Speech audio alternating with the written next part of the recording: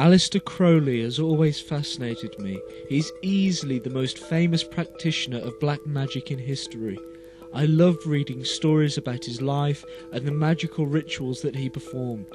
I was fascinated by the powers that this man seemed to have. The stories that were written about him made him seem like a man with genuine superpowers. As I grew older, I found an interest in psychology, and I started to look at his magical abilities from a psychological viewpoint. I soon discovered that these magical abilities were really just very, very clever uses of psychology.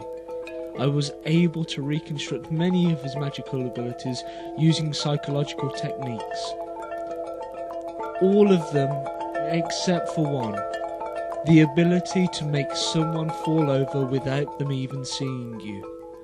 Colin Wilson is one of the world's foremost authorities on the occult.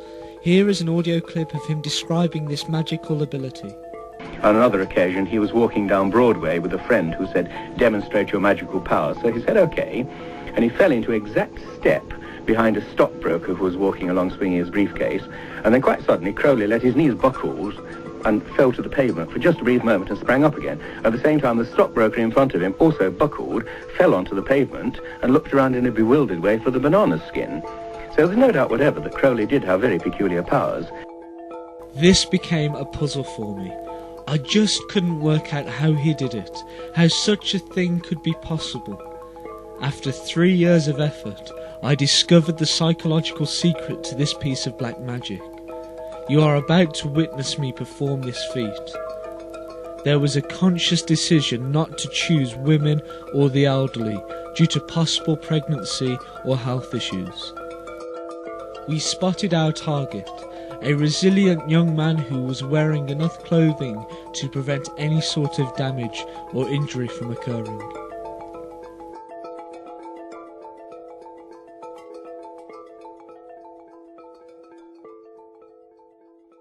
Deep-mouthed from their thrones deep-seated, the choirs of the eons declare the last of the demons defeated.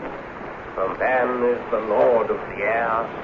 Arise, O man, in thy strength, the kingdom is thine to inherit, till the high gods witness at length that man is the lord of his spirit.